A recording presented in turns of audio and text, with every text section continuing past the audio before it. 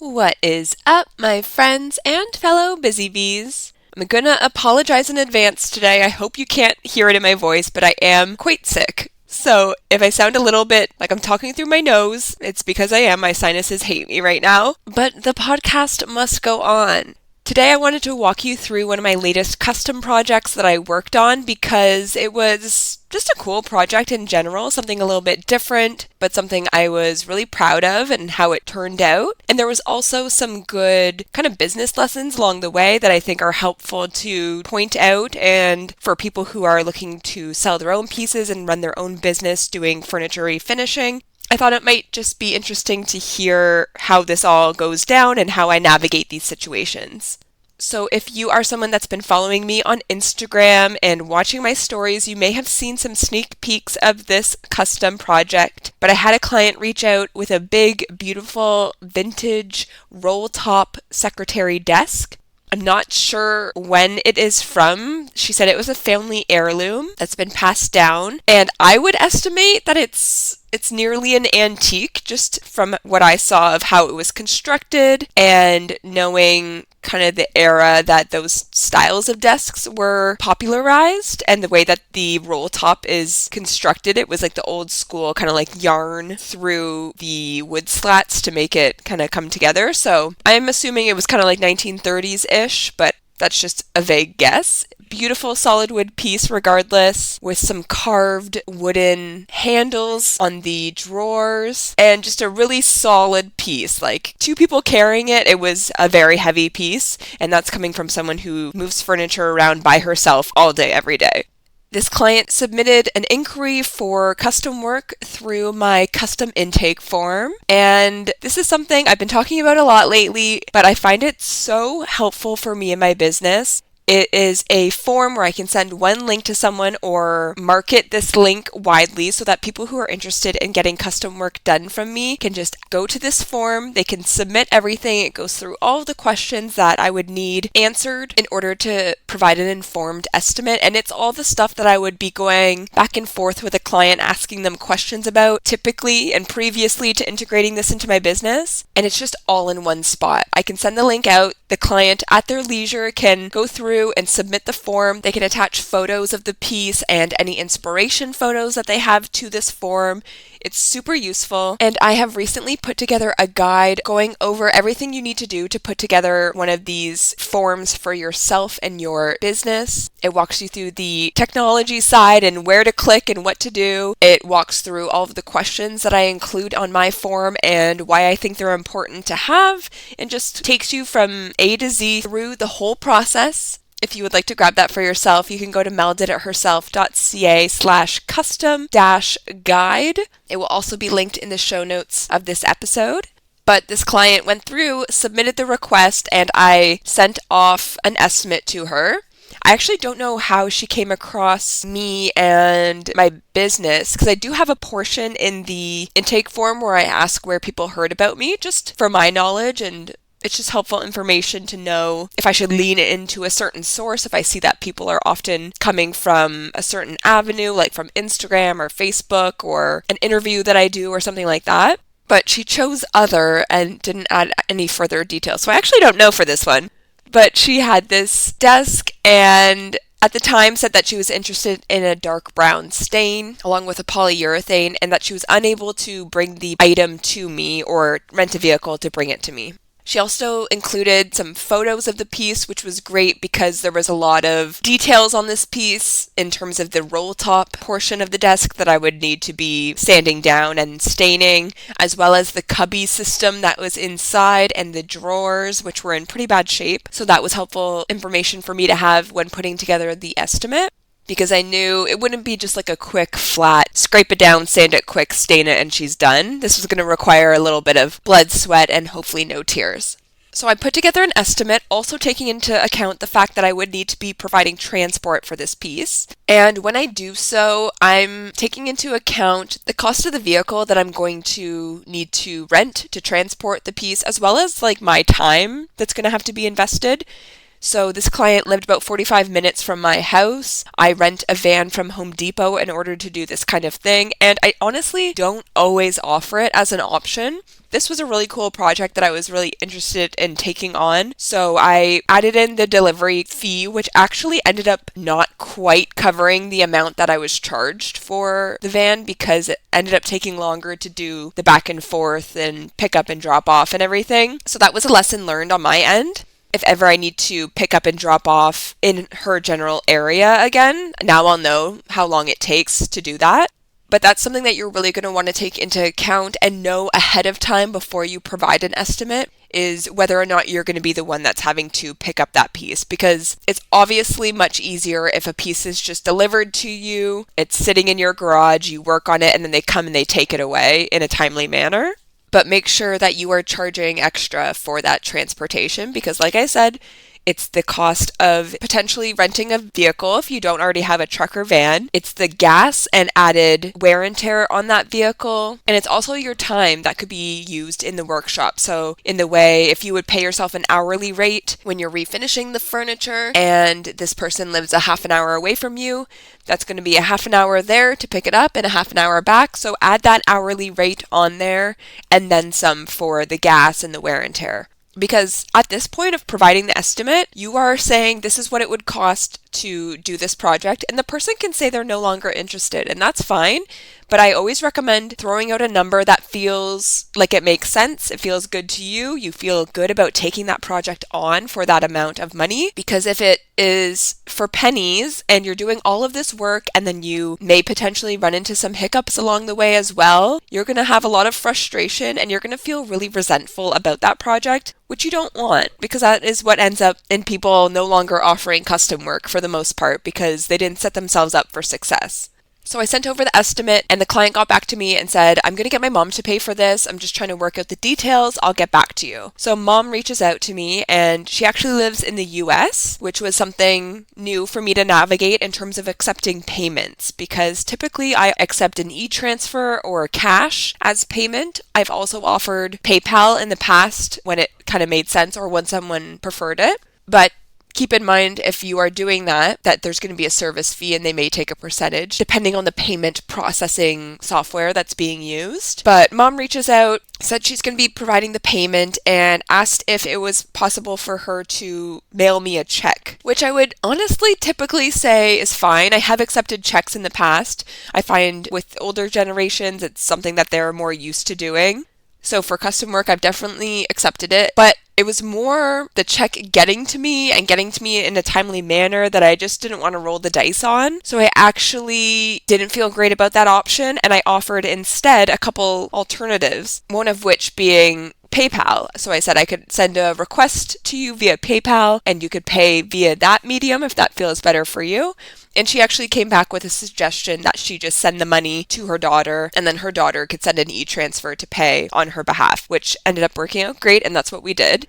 But business lesson there is that if you do not feel comfortable with something that someone is suggesting, feel free to have boundaries around that and to offer a couple other options that may work for the client and have some flexibility and be willing to work with them a bit until you can find something that's mutually beneficial. But if they're offering to do some sort of thing that you've never done before and you don't have that account and you'd have to sign up for this and it feels weird and stressful, they may think that that's the easiest option, but you may have other options that are much easier and feel better for you. So feel free to offer that out. I always recommend offering a couple things because then it gives them some choice. But it's good to have those boundaries and it can help you from getting into some trouble in those scams that we talked about, I believe it was last week, maybe 2 weeks ago on the podcast, on Facebook Marketplace and other online platforms. They're getting tricky, so you could find yourself in one of those situations if you're not holding your ground a little bit as well. So just keep that in mind. So on the day of, I went to pick up the piece. It was great, and I made sure that my husband was there when I was dropping it off because I knew she was going to be a big piece, and I got to work on it. I first cleaned it thoroughly, and then the client actually said when I was there picking up the piece that she wanted to go lighter with the piece. And for me personally, when somebody wants a piece stained a certain color, I don't go into such detail when I offer the estimate as like saying, okay, I'm going to use this color of stain and it's going to look exactly like this, and show them like a photo off of Google, like an early American stain on pine wood. This is the color that it will be, because wood species can vary so much. And depending on how old or new the wood is, it can take the stain differently, how dry it is, and also the fact that it can look a certain way currently, but once you scrape that finish back, that wood can look completely different. So I like to get any photos I can of other pieces that they're trying to coordinate with in the client's home. In this case, the client sent me a photo of her flooring, I believe I saw, or she explained it to me, I can't remember. So I had an idea of what we were trying to match the vibe of, the look of, but I don't get so into the weeds at that point because the client may not care, like really what they care about is the end result. So I'll check in with them to make sure the color is what they had in mind as we go, but I don't worry about providing like the explicit name of the stain and things like that at that point in the process. And also, there's been times when a client thinks they want a certain thing and we've gone in that direction, but it didn't look exactly as we had planned on it looking, but it ended up looking great and they actually loved it once they saw it on that piece and saw it all come together. So sometimes you do need to trust the process a little bit. I mean, the client is always right. If they don't love it, you gotta change it to make it how they want it. But also keep in mind that sometimes people just don't know, or they don't have the brain that's able to look at a swatch and picture it how it's actually gonna look on this piece that they have that's a completely different color right now. So I told her we'd go lighter and I would check in once we got that initial finish taken off, because if the piece was more pink in tone, I said that it could end up looking, or I should say red in tone, like if it was one of those deeper, kind of bleedier woods like a mahogany or something underneath the finish, then it could end up looking a little bit pink once we lightened it, which she actually was down for. She loved pink. She had beautiful pink makeup on and it seemed like that was her vibe, so she was happy to do that, she said, which is amazing, super helpful. But I said we would touch base. And one thing looking back, if I could have asked for some inspo pics from her of like what she envisioned when she said lighter, that would have been a helpful thing for me to get, just because lighter for one person may be different than lighter for someone else. You don't necessarily know how light they're envisioning, or even if you say like whitewashed or something like that, there's different layers to it and different styles to it. Some people do it really lightly. Some people do more of a tan wash, but they refer to it as a whitewash. So I think having photos to demonstrate what people are envisioning or what they hope that will result in the piece looking like is a really helpful thing to get. Unless you have a client that is just like, go hard, I trust your vision, this is the room it's going in, do what you think would work best. So I went through and I scraped down this whole desk. It took well over a week of consistently working on it. Definitely a lot of love put into this piece, but it was looking so good. The wood was in much better condition than I had anticipated. It definitely had a bit of a rustic, worn look to it still, but a lot of the imperfections and the wear that was on that initial finish got scraped away, which was perfect. So she looked aged, but the bones were good and everything was nice and sturdy, which is kind of all you want when it comes to these antique older pieces that are solid wood. So I sent her a photo of the piece, and a little hack if you didn't already know, I took a damp microfiber cloth and wiped it on the surface of the wood that was scraped and sanded down, and sent her a photo, and I said, this is what it's looking like right now. That wet patch is what it would look like if we just added a top coat to it as is and kept it bare. Because if it's raw wood and it's sanded down, it can look a lot lighter than it actually would once that wood has been sealed. So it can look exactly how you want it, but then if you're going to be adding a wax or a polyurethane to it, that will deepen the color a little bit. So just a heads up on that. So I said, this is what it would look like if we added a top coat in, but if you are interested in going lighter, I have this stain. It's called white linen, made by Varathane. I can add a layer of that on and it will make it even lighter. And she said, let's do it. So I went ahead and put that layer on for a bit of a whitewash, but in a stain version. So it's oil-based. And what I did with the stain was basically put it on. I didn't let it sit for too long, and then I wiped it away. And it just gave a little bit of lightening to that grain. It didn't look white, but it was definitely light, and the stain was retained a little bit more in some places compared to others. One thing I did not do was add a wood conditioner prior to applying the stain, and that was because we were going for more of that rustic look. So I did really want that stain to get into the wood follicles a little bit and into the grain and just highlight the rustic charm of the piece.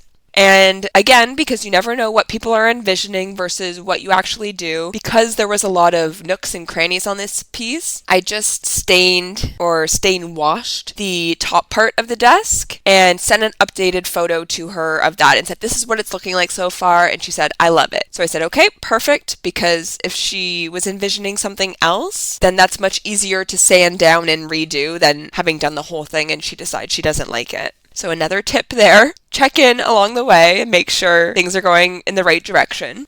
So then I went through and I did that to the whole piece. And now there were a couple different wood types, wood species in this desk. So there was a little bit of variation in how that stain looked along the way. And if there were any spots that were too opaque or looked a little bit more white, once that was fully dried, I went through and lightly sanded it all down, especially because the wood grain can get raised a little bit after you have the wet stain on it and then it dries. So I sanded everything back smooth once it was all dried and good to go. And it was all looking pretty much like the same tone that it had looked on the top piece. So I said, okay, perfect, we're good to go.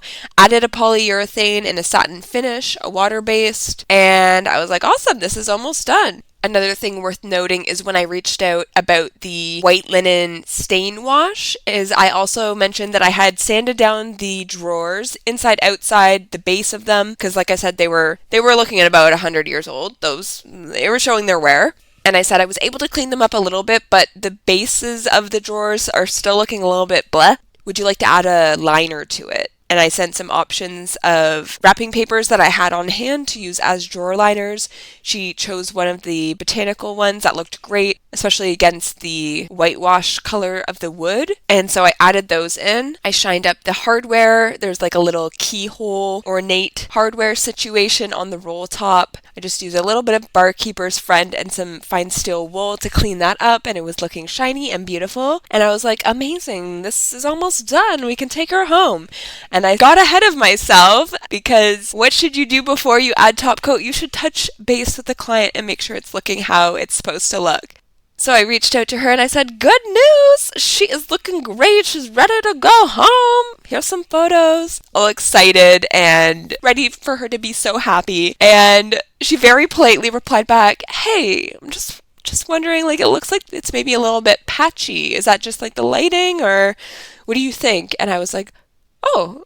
And I went back and looked at it, and granted, I'm working under fluorescent lighting, which is not always the best, and I always like to do a second look in natural light in the daytime, but of course this is the one time I did not do such a thing, and I said, oh. Or no, she had said, it just looks a little bit unfinished. Maybe we need to add a top coat to it or something. And I said, oh, there actually is one already. But let me take a look at it in the natural light tomorrow. I'll send you some updated photos and we can go from there. Next day comes, I open up the garage door, I move that big beast on over to the light, and I take a look at it, and I am kind of horrified because it very much is patchy, and there's some spots where basically the stain had sunk in a little bit more in some spots than others. There are some spots where you could tell like it had gotten a lot of wear over the years, so the wood probably was just in a different condition, so it didn't take it quite as much, and it made it patchy. And granted, it may not have looked that much like it initially when it was stained, but once the polyurethane was on there, it really highlighted those differences.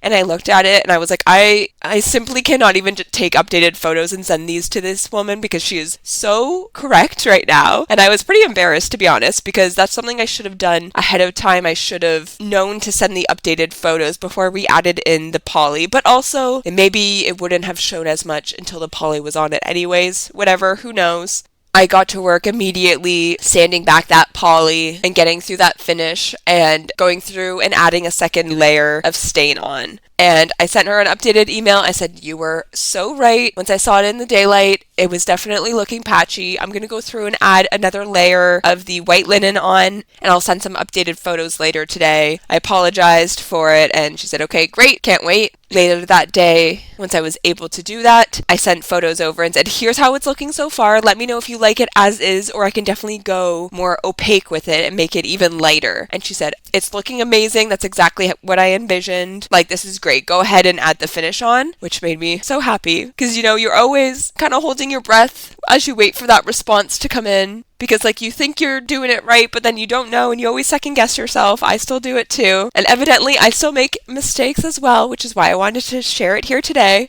But she was happy with it. She said, go ahead, top coat it. So I waited the 24 to 48 hours for that stain to fully sink in. Went through, added polyurethane, and it just finished it off beautifully. It looked the same color as it did when it was stained, but just much more finished and sleek. And she was ready to go home. And so some business kind of related things that I wanted to point out in there. Again, like I said, I still fuck up. So if ever something like this has happened to you, I hope you know that you are not alone. We can get ahead of ourselves and just get excited about the piece being finished. But it's good to have that critical eye, take a step back, look at it in multiple different types of light. That's something that's really important. I know for me, like, I'm in a dark garage and then I just have this overhead light that goes in different directions, but it is very fluorescent, and ultimately the garage itself is pretty dark otherwise. So making sure that I see it in all angles in that natural light is really important.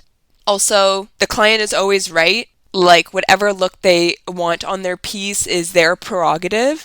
In this case, she was absolutely correct. Like, it did look bad in light, and she was very smart to point it out. But, you know, there could be a time where you think that it would look better a certain way, but the client wants it some other way. You can provide your insight and say in a polite way, if you're going for this kind of a look, may I suggest this? But if the client isn't interested in that and they have this vision that they want brought to life, that's what you're there for. So remember that as well. It's not your piece. It's not going in your home. Do what they want, essentially, and commit to doing what needs to get done to make it look like the client wants it to. And again, that's why those inspiration photos are great to have from the get-go, because then you have an idea of where you're trying to get, and there may be a more efficient way to get to that spot from the starting line if you know where you're trying to head, you know, versus like touching base along the way and changing the end goal as you go.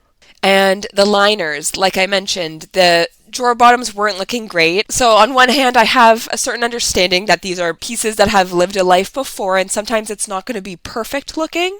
But at the same time, when a piece goes back to someone, I want it to look refreshed. I want it to look good and new. So I'm going to offer different options to ensure that that happens. And so those drawer bottoms were not looking great. One option would have been to switch the drawer bottoms out completely, or because they were still, for the most part, in good shape structurally, just not aesthetically, I offered to do a liner. And to avoid any added costs on my end, I first suggested some supplies that I already had on hand from previous projects. So that's a way to reduce any waste of things that I currently have, and a way to avoid my profit margin going down by having to add more supplies to it than I had initially budgeted for. And luckily it worked out. There was something there that was interesting to her.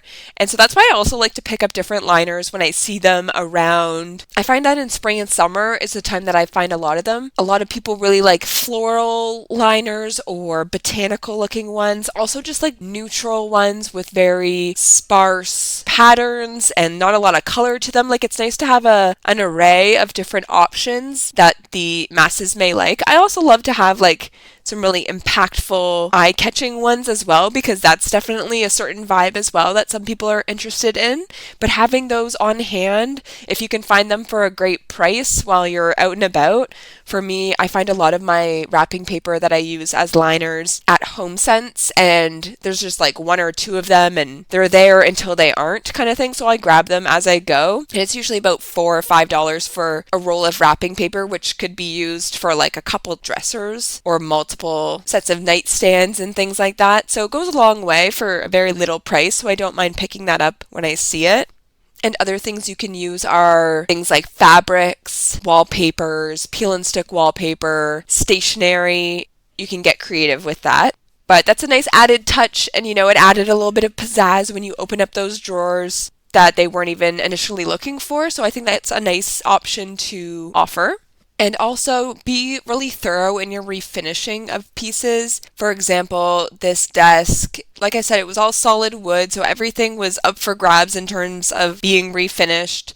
So the drawers, like I mentioned, the drawer bottoms, the sides of the drawers, they all got thoroughly sanded out to get refreshed. The back of the piece I also did. You assume that it's going to be pushed up against a wall, but you never know, and that gives them the option to have the piece sitting out in a room as well, either now or in the future. And the underneath of a piece as well, it may be tipped on its side to get moved around the house and stuff like that, and you don't want a client to see that the bottom or the underside of where the drawers will get pushed in, for example, hasn't been addressed.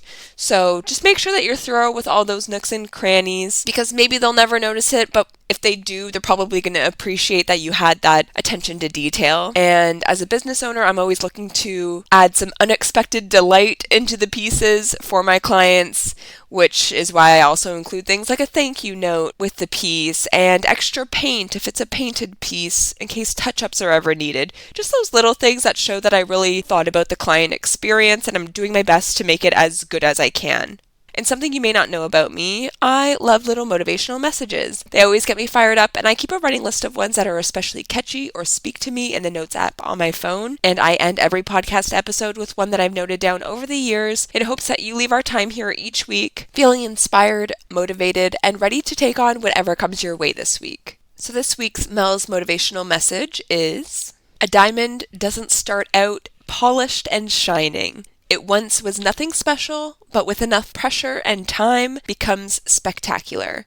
So if you are running a business offering custom furniture refinishing, or you are trying to learn how to flip furniture pieces, or you are starting a new hobby that you're trying to take on for the new year, or you've started a new job but you feel like you don't really know what you're doing right now, anything that you are attempting to do and you are attempting to perfect but you are feeling lesser than or like an imposter, like you don't know what you're doing but you're trying really hard, just remember that those diamonds do not start out looking like they end up on our finger. They're at first dull and they look lifeless, but they get that pressure added to them and over time they become brilliant and sparkling. But you have to be consistent in working those stones, in working that craft, in working that skill, in perfecting yourself and your business practices over time. The only way you're going to learn is by doing and by fucking up every once in a while and doing what you can to make things right when it happens. But it's so important to just persevere and maintain that consistency and not let it get you down along the way, because the only way that you're going to end up like that sparkly, shining diamond in the end is by putting in that time and putting in that work and developing yourself and remaining resilient along the way. So remember that a diamond doesn't start out polished and shining. It was once nothing special, but with enough pressure and time, it becomes spectacular, and so will you, my friend. Alright, that's it for now. I appreciate your time. I will catch you guys next week, hopefully much less sick. Talk to you then.